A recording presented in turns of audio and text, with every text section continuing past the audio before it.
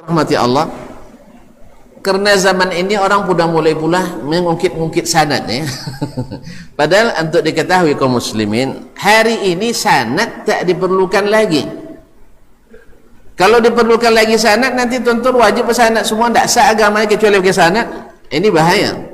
Yang kedua, hari ini sanadnya rata-rata banyak diisi orang-orang muttahamin bil kazib, yang terancam atau tertuduh berdusta.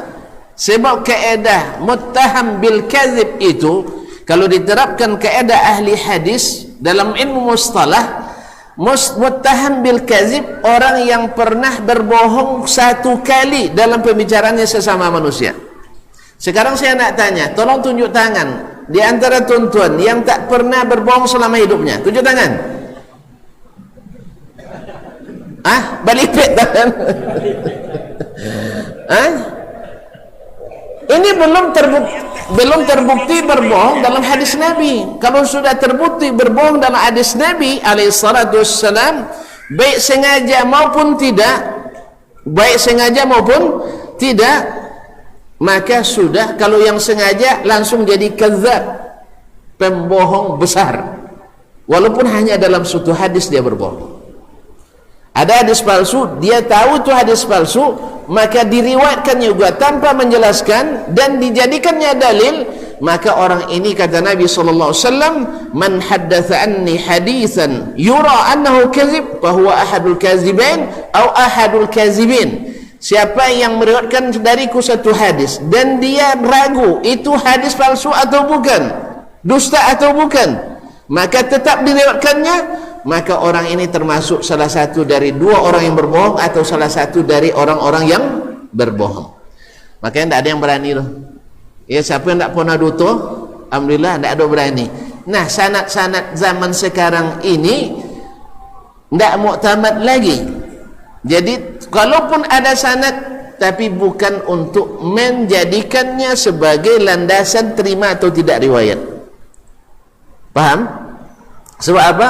Karena hadis-hadis Nabi alaihissalatu wassalam, bahkan athar-athar sahabatul kiram, bahkan athar dari at-tabi'in al-izam, semuanya sudah dibukukan oleh ulama-ulama besar kita dengan sanad-sanad yang muktamad, yang penuh dengan orang-orang yang tak pernah berbohong di antara mereka dalam kehidupannya, orang-orang yang tak tercatat berbohong.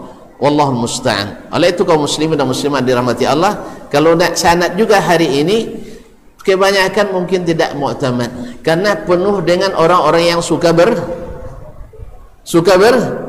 ya. Tapi saya tidak duduk antum dusta, tidak.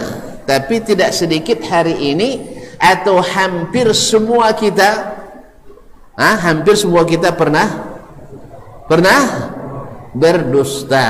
Sampai-sampai ketika anak ngajar di kampus, ketika masuk dalam contoh muttaham bil kadzib, contoh tentang fasik, ketika berbicara tentang adalatul rawi yang adil, itu orang yang bebas dari sebab-sebab kefasikan.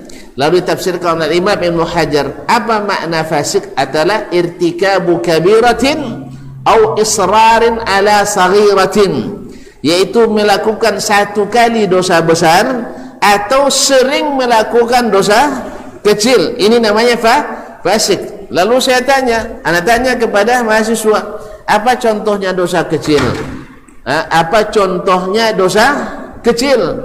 Maka diantaranya ada yang menjawab, contohnya dusta, Ustaz. Subhanallah, dusta termasuk dosa kecil. Tapi saya berbaik sangka, mungkin dia salah dengar. Ya, mungkin salah dengar. Apa dosa di waktu kecil? Dosa di waktu kecil yaitu berdusta. Jadi dusta sudah jadi dosa kecil di zaman ini. Di zaman ini sudah jadi dosa kecil. Sangat kontras sekali dengan zaman sahabat Nabi sallallahu alaihi wasallam, seperti Anas bin Malik radhiyallahu taala anhu, dia katakan, innakum latarawna minaz zunubi, yani ahwan, lebih kecil.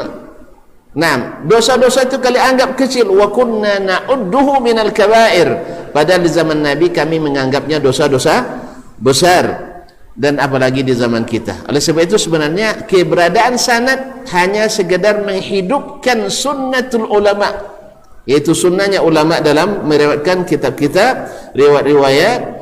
Dan mudah-mudahan kita mendapatkan sanad dari orang-orang yang masyhudilahum bisidq, orang-orang yang direkomendasikan dengan selalu bersikap benar, jujur dan seterusnya, dan dijauhkan daripada orang-orang yang sering berdusta atas nama agama. Wallahu musta'an. Babat TV Sunnah, belajar agama baru alim.